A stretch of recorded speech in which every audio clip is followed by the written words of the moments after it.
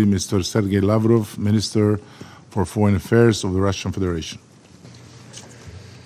Господин председатель, President, господин генеральный Mr. секретарь, Secretary коллеги, General, colleagues, существующий международный the порядок existing был international построен order на was руинах based on по the итогам колоссальной ruins and трагедии following the Второй colossal мировой войны. tragedy of the Second World Его War. основой стал Its Устав basis ООН, was the Charter of the ключевой United источник Nations, became the современного Charter of the United международного Nations, the права. key Во многом source of благодаря modern ООН international law. Largely удалось thanks to предотвратить it, новую мировую thanks to the войну, United чреватую Nations, a new ядерной world war was катастрофой. averted, К a new сожалению, world war which после was fraught окончания with Холодной войны коллективный nuclear Запад во disaster. главе с Unfortunately, США after the end of the самочинно Cold War, the присвоил collective себе West, ранг led by the вершителя US, судеб всего single-handedly человечества. decided that И it would обуреваемый determine fates комплексом of all of исключительности стал humankind, все чаще и and with шире its complex of игнорировать superiority наследие began to more frequently and отцов-основателей. broadly ignore the Сегодня Запад legacy of the обращается founding к уставным fathers of the нормам и United Nations. принципам Today, the выборочно, от West turns случая к случаю, selectively to norms and исключительно principles сообразно on a своим case-by-case корыстным basis, геополитическим exclusively потребностям. based on Это their неизбежно ведет к parochial расшатыванию глобальной geopolitical стабильности, needs. This has resulted обострению in a имеющихся и shaking of global разжиганию stability, новых as well as the очагов exacerbation напряженности. and the fomenting Растут of риски new глобального hotbeds of конфликта. tension.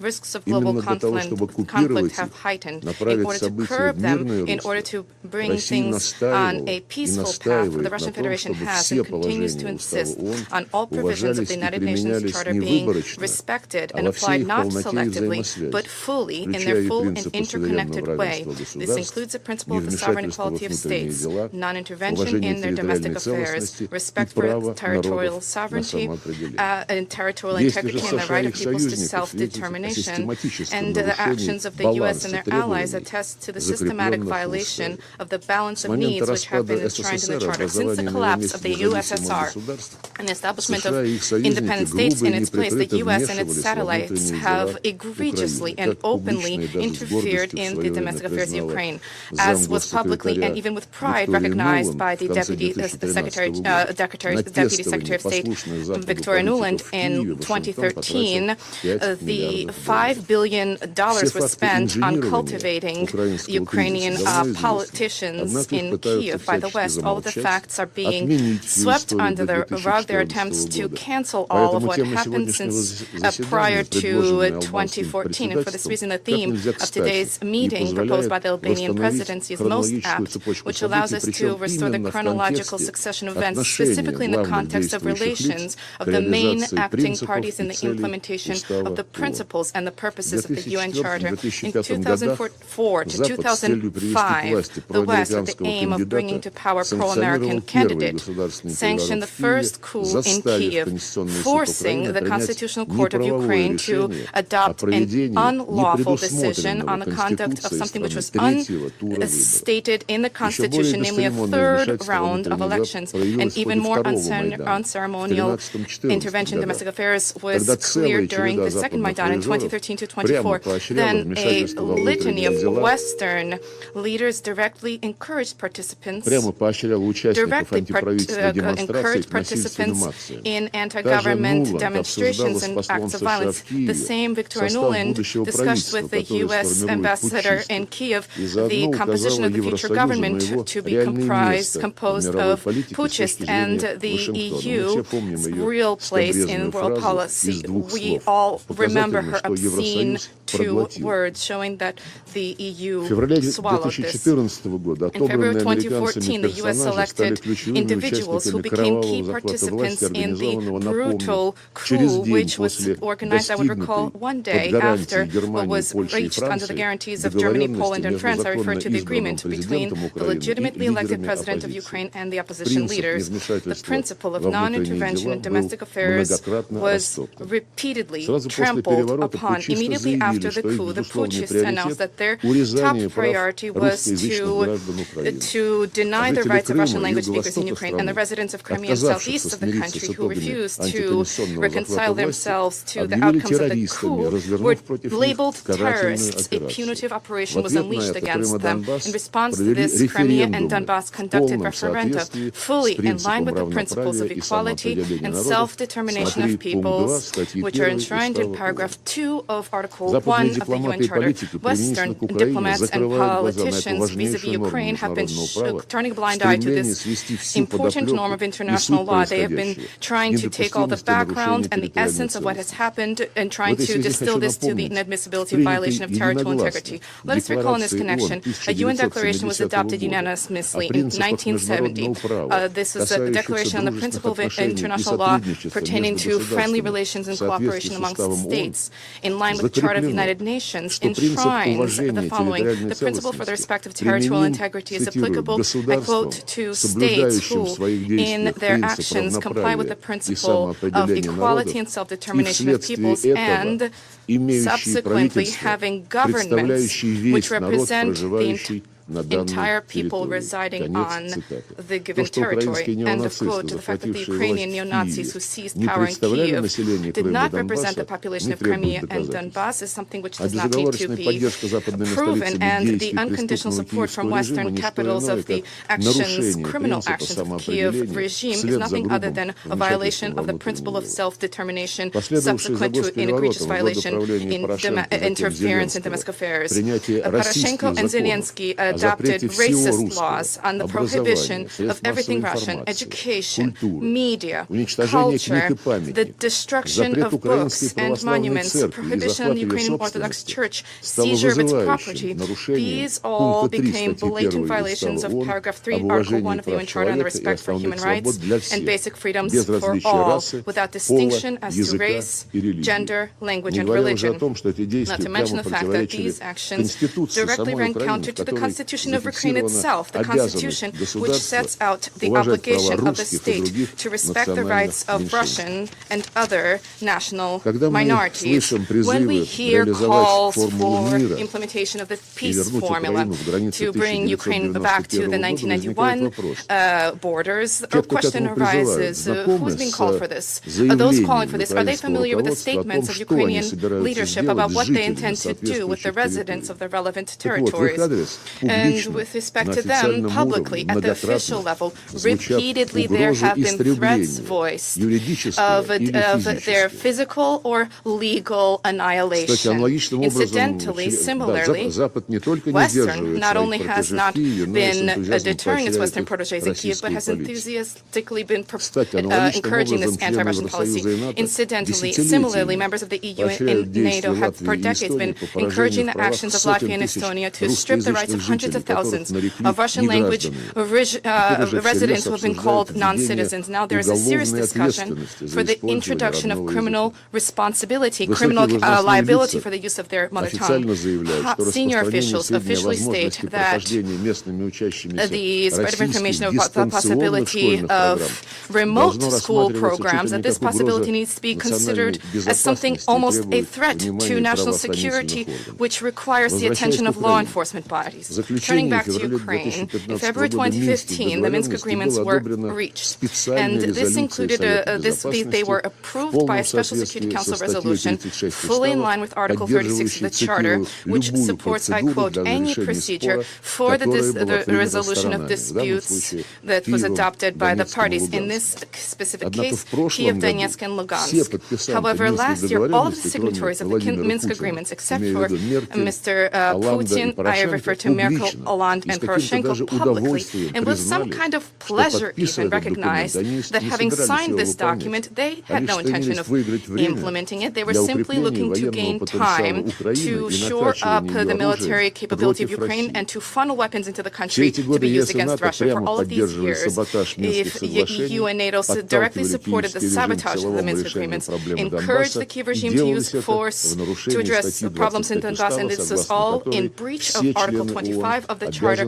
according to which all members of the United Nations agree to accept and carry out the decisions of the Security Council. Let us recall that the package of the Minsk agreements, the heads of Russia, Germany, France, and Ukraine signed a declaration where Berlin and Paris assumed an obligation to do a lot, including to help to restore the banking system in Donbass. But they didn't move a finger. They merely observed how, contrary to all of those obligations, Poroshenko announced to trade trade, economic, and transport blockade against Donbass. In that same declaration, Berlin and Paris assumed an obligation to comply with a trilateral agreement in the EU, Russia, Ukraine format to practically resolve issues of concern to Russia in the area of trade, as well as to advance the establishment of a shared humanitarian economic space from Atlantic to the Pacific.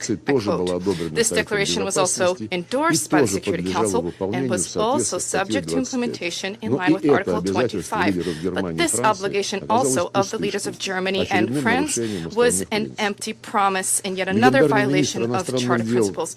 Recently, the foreign minister of the Gromyko, the Soviet Union prime minister, said better to have 10 years of negotiations rather than a day of war. Following this, we have been engaged in painstaking negotiations, reaching agreements on European security.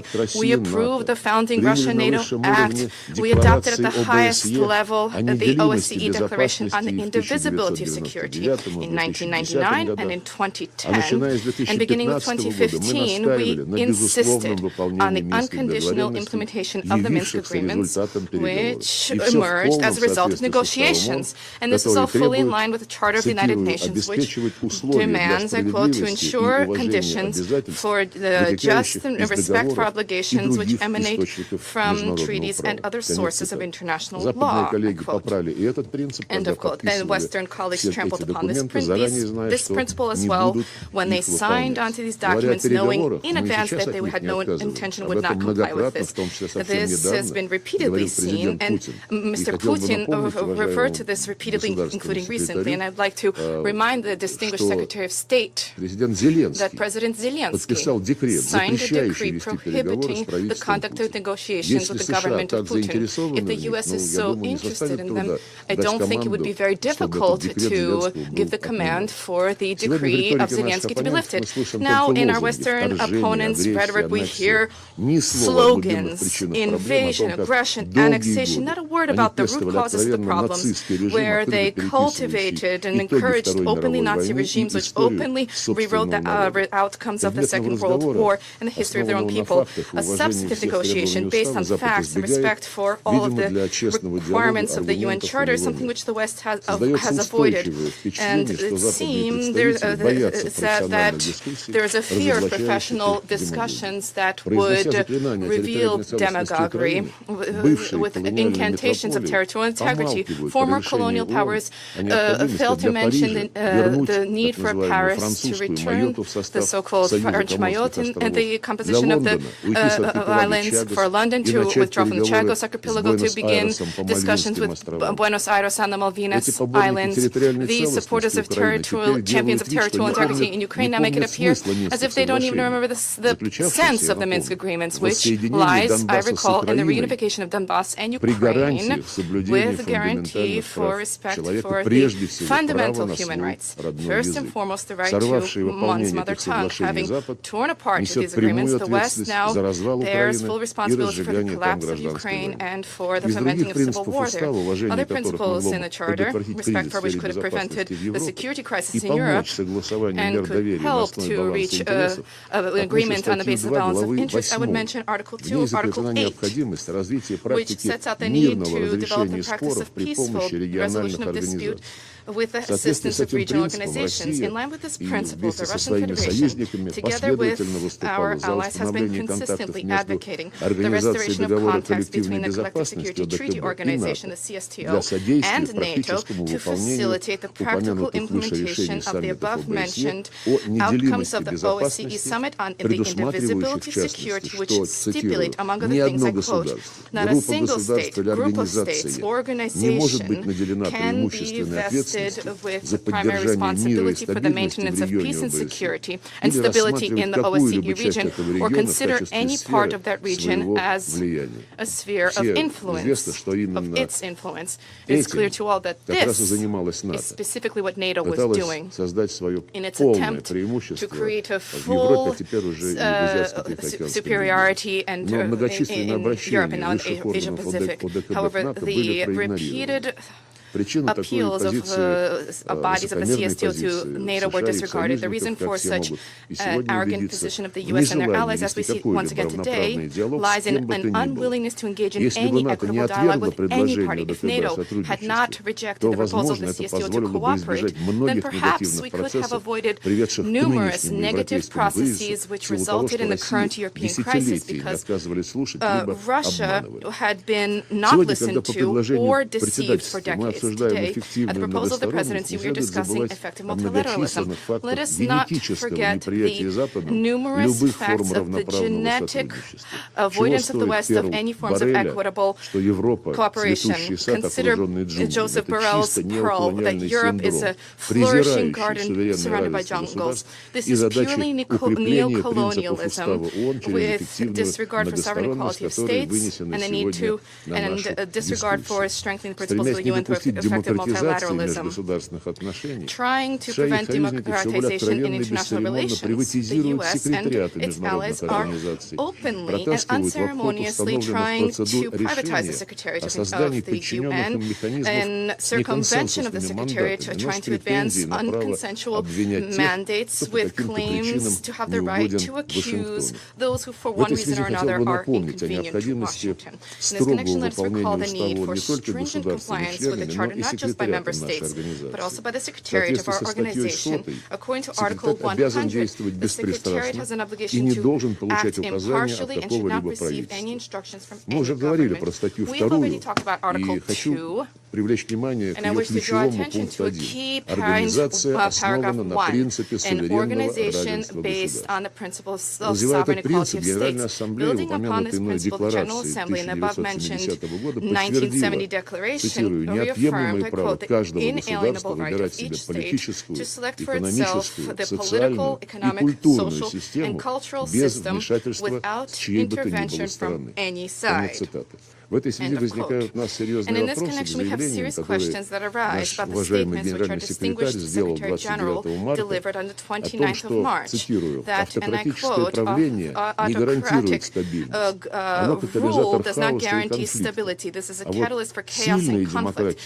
And robust democratic societies are capable of correcting themselves, improving themselves. They can stimulate change, even radical change, without any bloodletting or violence. One cannot but recall the changes that were introduced by the aggressive misadventures of robust democracies in Yugoslavia, Afghanistan, Iraq, Libya, Syria, and many others.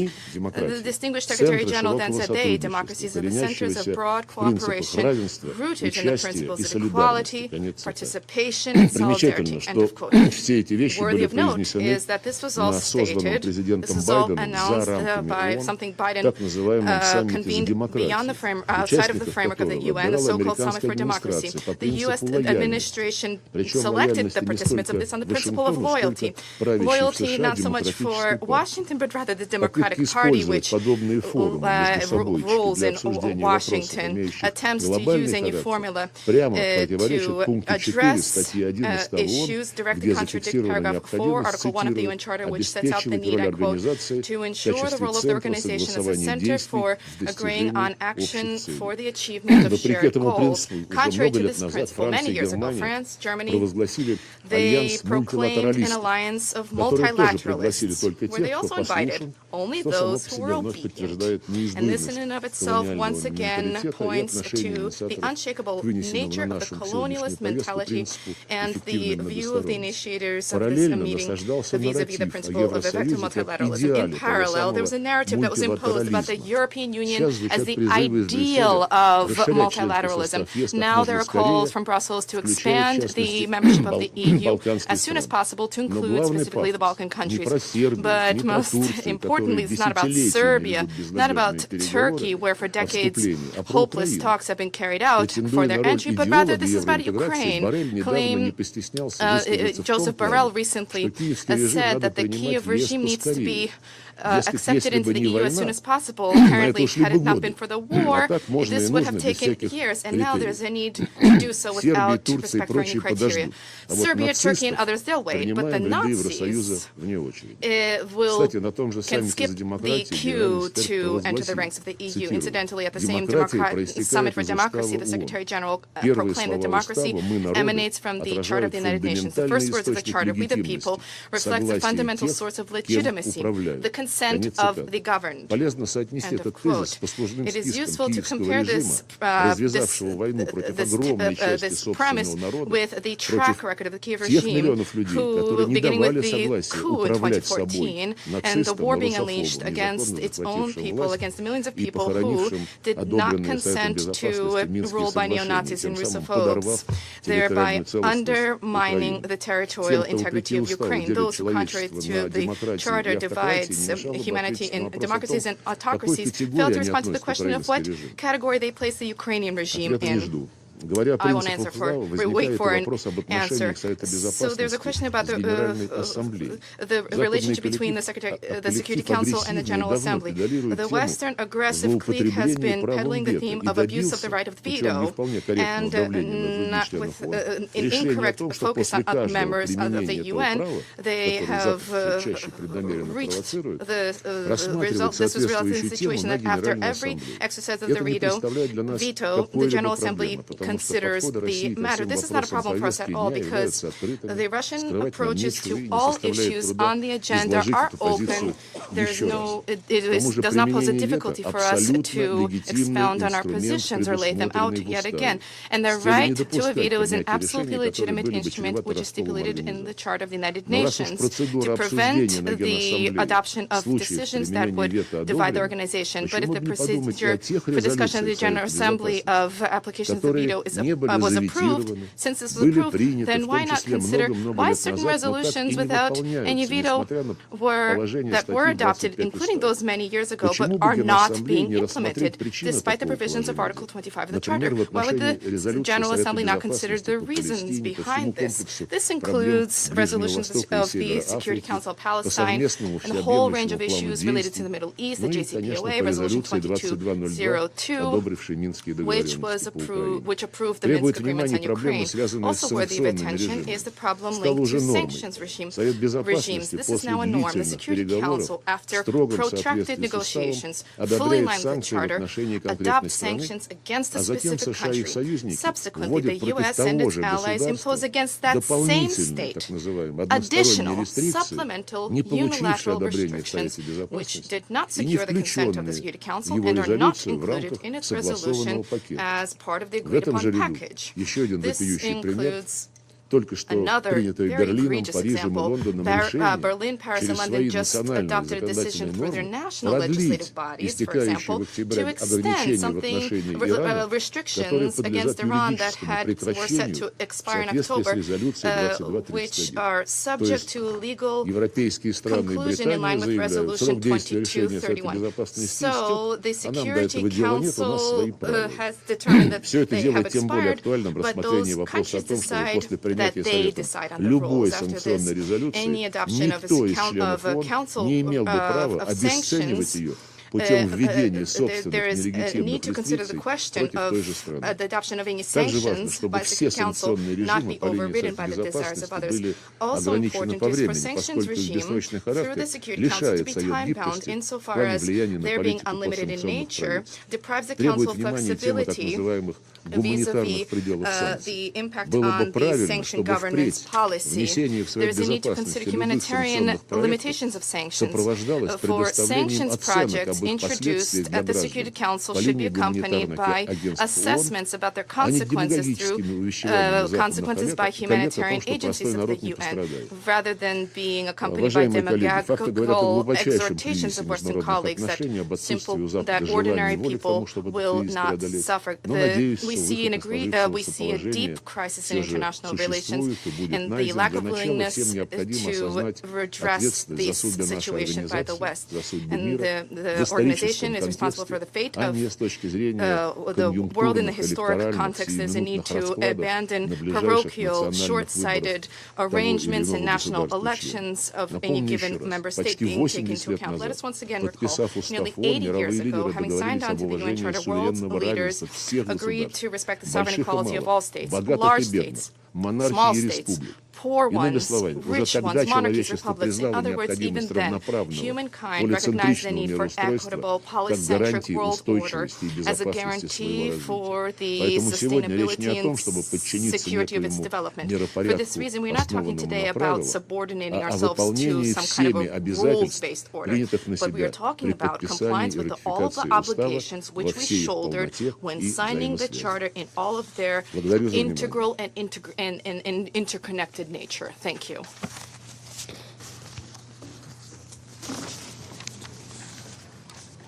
I